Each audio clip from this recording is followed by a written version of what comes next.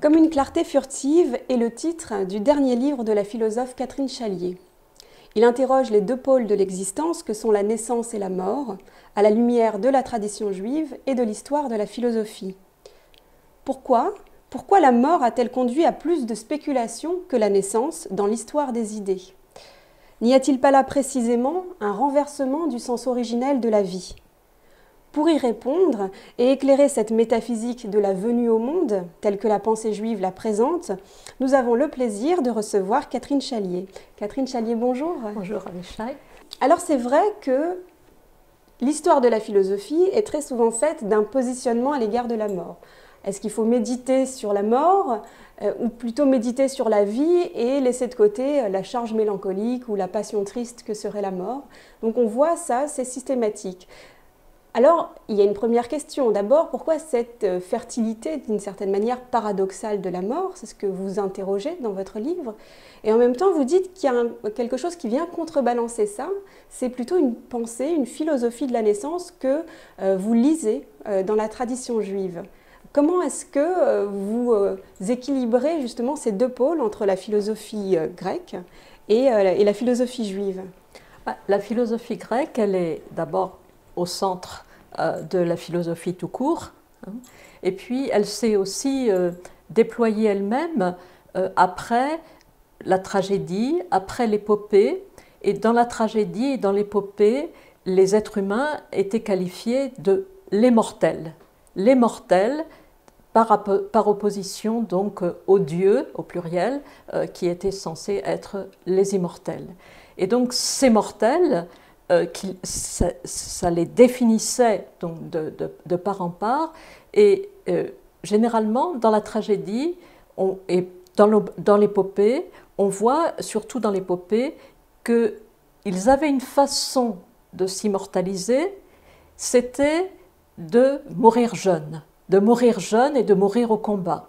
Donc c'est la mort héroïque qui vous donnait une immortalité, mais une immortalité civique, c'est-à-dire le fait que ces jeunes morts seraient célébrés par la cité, alors que mourir vieux et rassasié de jours, comme on dit dans la Bible, qui semble un idéal, ça, c'était pas du tout valorisé.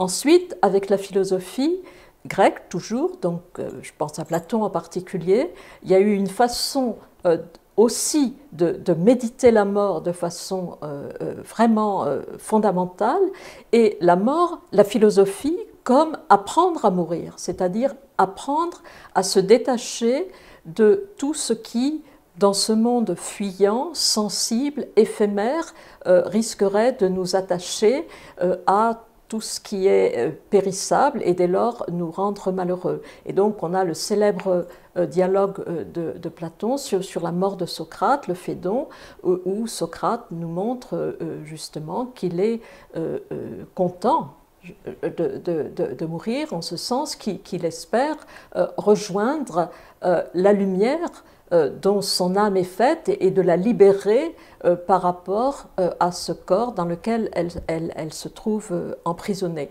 Alors ça, c'est un point de départ, mais ce point de départ, il est resté, même si on saute par-dessus beaucoup de siècles et qu'on arrive à notre modernité, XXe siècle, eh bien, on voit comment le philosophe Heidegger reprend cette pensée en pensant l'homme comme l'être pour la mort. Et donc être un humain, c'est authentique, c'est assumer son être pour la mort. Donc ça c'est toute une ligne que je dis de façon très rapide bien sûr ici, où on voit, et ça c'est très important, c'est ma mort. C'est pas la mort des autres, c'est ma mort. Alors que si on suit un deuxième fil qui est le fil de la tradition juive, on voit que les êtres humains ne sont pas qualifiés de mortels, ils sont qualifiés de Bnei Adam, c'est-à-dire de fils d'autres êtres humains. Et donc là, ça tourne notre regard, non pas d'emblée vers la fin, mais d'emblée vers la naissance. Vers la naissance et vers ce mystère de la naissance ou cette merveille de la naissance et la pluralité de cette naissance. Mais la mort n'est pas pensée dans un premier temps, en tous les cas, même dans les textes de la Torah elle-même, j'entends le Pentateuque, elle n'est pas pensée comme quelque chose de terrible. Voilà, à partir du moment où la vie est passée au temps des autres, où la vie est passée aux générations nouvelles, dans le texte de la Torah elle-même, eh bien, voilà, on peut se coucher et rejoindre ses pères. Bon. Et l'accent est mis ensuite sur la mort des autres. C'est la mort des autres qui nous déchire, qui nous attriste, qui est inconsolable pour nous. Et donc, et là, dans la modernité, pour faire un lien avec ce que je disais tout à l'heure, Heidegger, Sartre par rapport au grec, et là, je dirais c'est Lévinas. Lévinas est vraiment le philosophe qui met au cœur de sa pensée la mort d'autrui et pas du tout ma mort à moi. Alors ça c'est très intéressant parce qu'effectivement la critique de Heidegger revient régulièrement dans votre livre et d'une certaine manière ça présente sa pensée comme étant antithétique au judaïsme, justement dans ce rapport-là à la mort. Donc c'est vrai que c'est quelque chose, on peut se demander d'où vient cette décision d'une certaine manière de se dire que l'horizon de la vie c'est précisément la mort. Donc il y a quelque chose de l'ordre là du renversement, c'est peut-être symptomatique d'une époque ou bon, symptomatique d'une manière de faire la philosophie, de s'orienter dans la pensée. Mais il y a aussi quelque chose qui est lié à cet horizon pour la mort chez Heidegger, qui est cet affect d'angoisse. Est-ce que vous pensez que précisément en se reposant sur la notion de naissance et de renouvellement des générations, il y a quelque chose qui dans la pensée juive, dans la tradition juive, préserve de cette anxiété ? Je ne suis pas sûre qu'il y a absence totale d'angoisse et d'anxiété.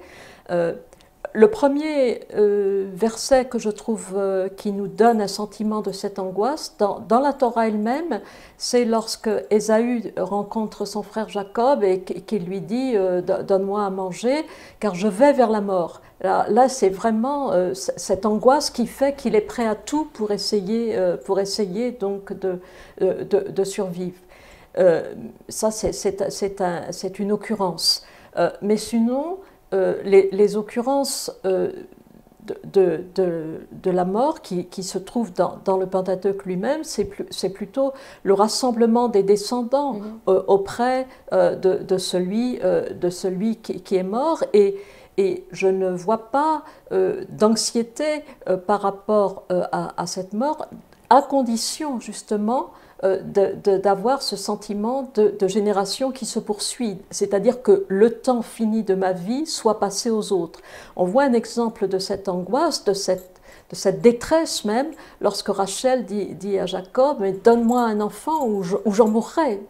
Donc là, il y a aussi cette détresse-là. En fait, vous montrez que dans la tradition juive et ésotérique notamment, il y a une réflexion sur le pré-originaire. Qu'est-ce qu'il y avait avant la naissance? Qu'est-ce qui a fait qu'il y a eu une extraction du néant vers la naissance? Et de quoi est composé ce néant? Donc il y a toute une réflexion. D'une certaine manière, il y a un parallèle avec la philosophie grecque parce que vous mettez en parallèle, il me semble, la chute des âmes chez Platon, c'est-à-dire qu'il y a les âmes qui préexistent, ensuite elles s'incarnent et il y a une chute. Bon, ce mot n'est pas anodin, mais vous citez aussi le Talmud, dans lequel il est dit que avant notre naissance, nous connaissions la Torah et au moment où on est, on oublie toute cette Torah. Donc il y a l'oubli de quelque chose effectivement de pré-originaire. Est-ce qu'il s'agit de s'en souvenir et comment est-ce qu'il serait possible de s'en souvenir? Alors d'abord sur le mot chute, je voudrais dire, et aussi sur cette image de l'enfant qui dans le sein de sa mère connaît toute la Torah, comme on trouve dans le Talmud, et puis au moment de sa naissance, c'est une sorte de chute puisqu'il oublie tout. Donc sur ce mot chute, je voudrais, il ne faut pas le prendre dans le sens premier du terme, de tomber sur la terre, mais dans le sens de ne pas vivre au niveau où notre âme peut vivre. C'est ça la chute. La chute, c'est nous ne vivons pas au bon niveau. Et dans le cas, aussi bien chez Platon, vivre au bon niveau, c'est devenir philosophe. Et dans le cas donc, des textes juifs que je cite, c'est vivre au diapason de la Torah et de ce qu'elle nous demande, et en particulier, j'insiste sur ce point, je crois, sur ce moment où le sens s'ouvre pour nous. Et ça, c'est le ridouche, le moment où ce sens s'ouvre pour nous. Et alors, par rapport à votre thème du préoriginaire, donc, je pense que les sages ont pensé la naissance en consonance avec la création.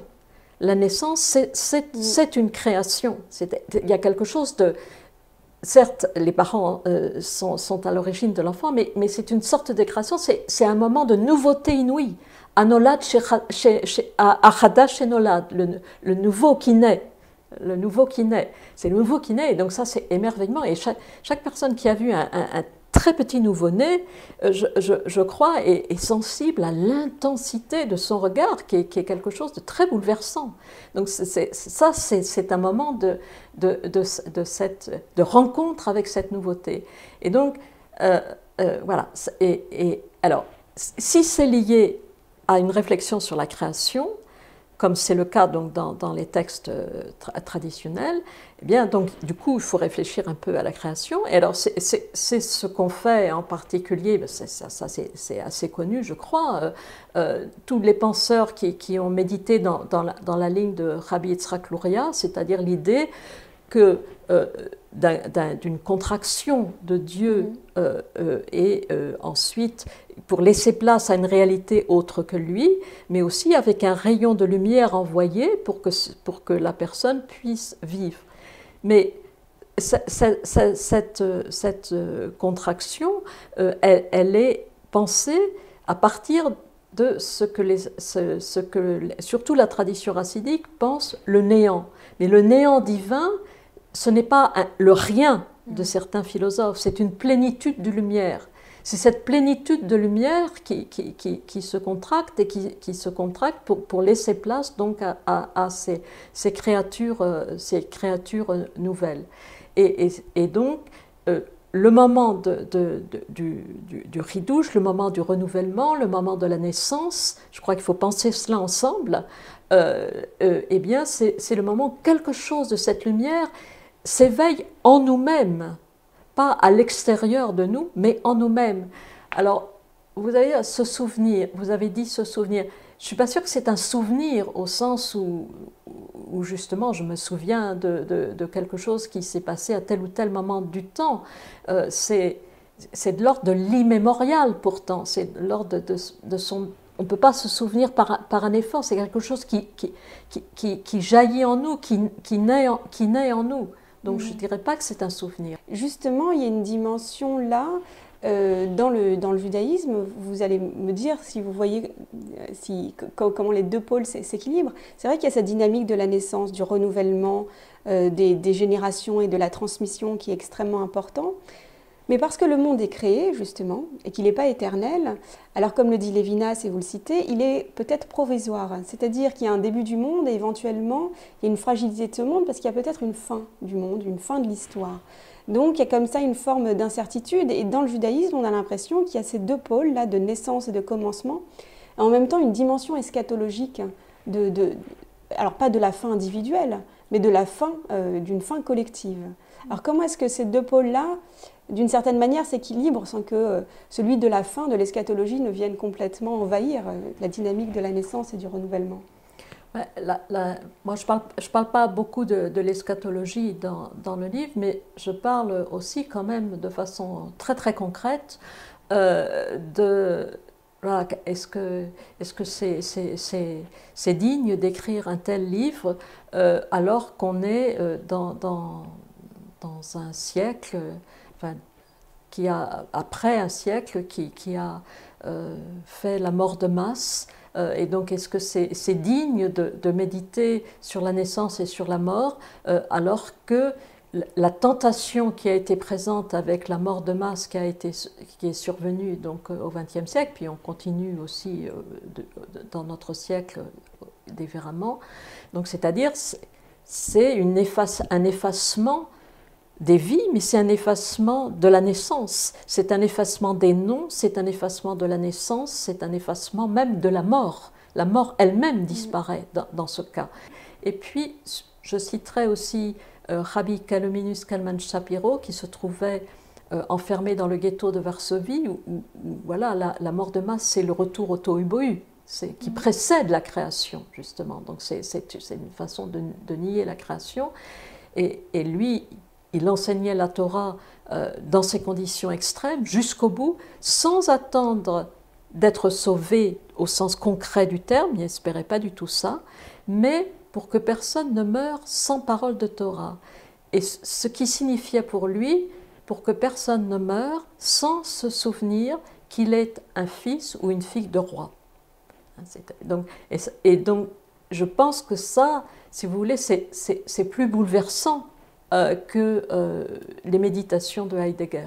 Et donc vous dites qu'il y a ce spectre-là dans notre siècle, évidemment, et il faudrait trouver des moyens, des modalités de ne pas, je reprends la phrase de Kafka, de ne pas se déclarer perdu par rapport à ce spectre-là. C'est une citation que j'ai...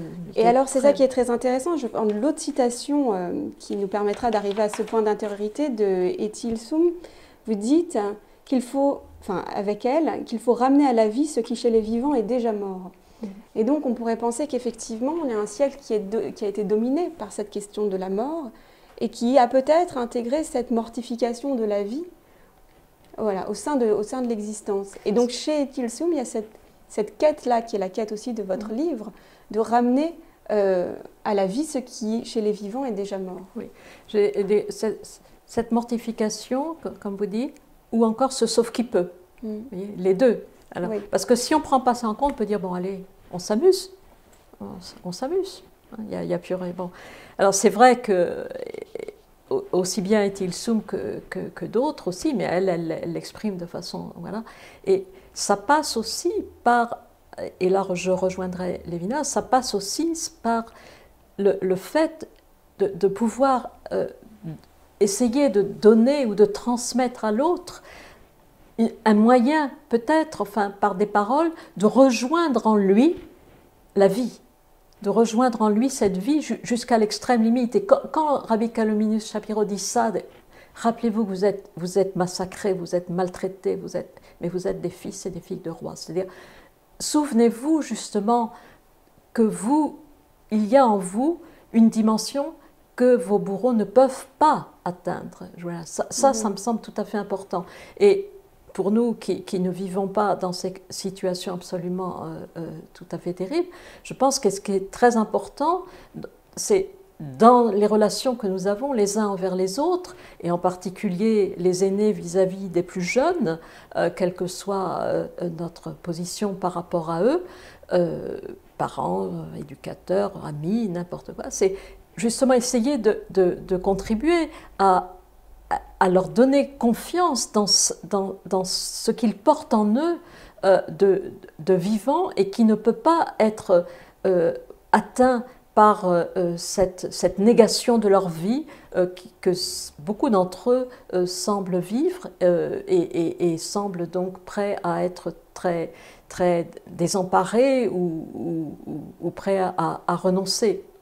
Donc, c'est aussi ce que j'appelle avec d'autres, en particulier toute la tradition racidique, ce point d'intériorité, ce nekuda pnimiyut, ce point d'intériorité en l'homme qui n'est pas un point dont on peut dire il est ici ou là, mais c'est un point qui n'est pas fixe, c'est un point de vie en nous, c'est le point de cette lumière qui nous est donnée, dont nous perdons souvent de vue le sens, et qui peut être éveillé en nous, alors par autrui, mais éveillé aussi en nous par la Torah, par l'étude, par la mitzvah, et en particulier par cette mitzvah fondamentale qui est « tu ne tueras pas », et qu'on peut dire positivement, comme dit Lévinas, « tu feras tout pour que l'autre vive ». Et cette mitzvah contribue à cet éveil. Et en ce sens, vous voyez, là, on n'est pas dans la nostalgie. On n'est pas dans la nostalgie, on est dans essayer de toucher dans l'autre ce qui veut vivre, et ce qui veut vivre jusqu'au bout, mais pas vivre pour vivre, mais vivre parce que c'est sain, S-A-I-N-T. Ça, c'est très intéressant. Je pense juste un dernier mot peut-être sur ce point d'intériorité, parce que c'est le lieu, effectivement, éventuellement d'une adhésion renouvelée au monde, d'un attachement renouvelé au monde, d'une confiance, comme on pourrait le dire plus simplement. Et donc j'ai l'impression que ce qui permet ça, c'est le fait que c'est le préoriginaire, c'est-à-dire ce dont on parlait tout à l'heure, c'est-à-dire que avant le monde ou sous le monde, il n'y a pas un vide, mais il y a cette plénitude qui est substantielle, c'est-à-dire qui nous soutient. Et de ce soutien-là, on peut tirer une forme de confiance. Mais est-ce que dans le point d'intériorité, il y a quelque chose qui nous permet d'être précisément à l'écart de l'histoire et de mieux l'éprouver ou de nous permettre aussi d'en conjurer les mauvais sorts? Parce que vous dites, et il me semble, que c'est traversé, que c'est comme une contraction de l'éternité. Il y a une forme d'éternité, un instant, comme dirait Ancionas, que vous citez d'ailleurs à ce moment-là, où on retrouve cette éternité dans notre point d'intériorité.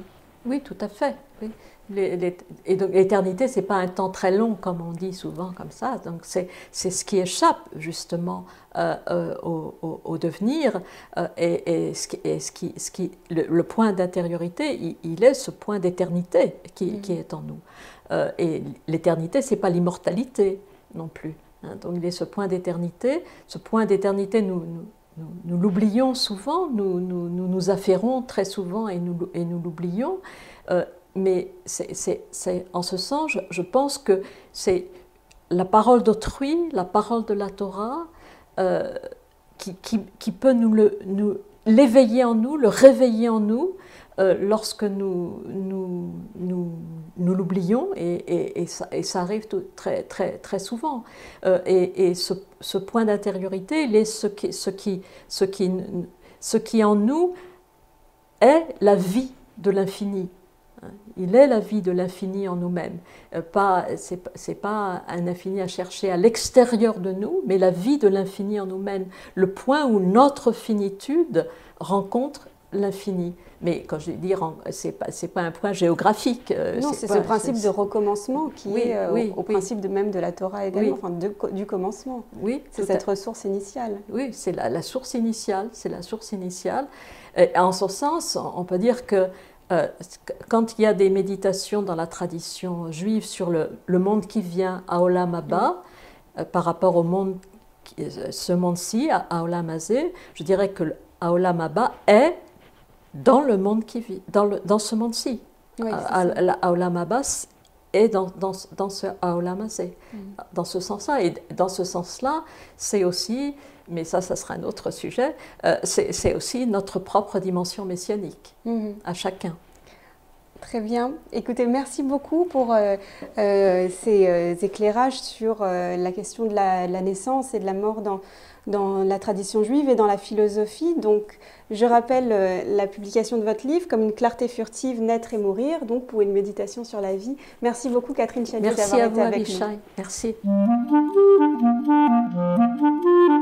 Merci.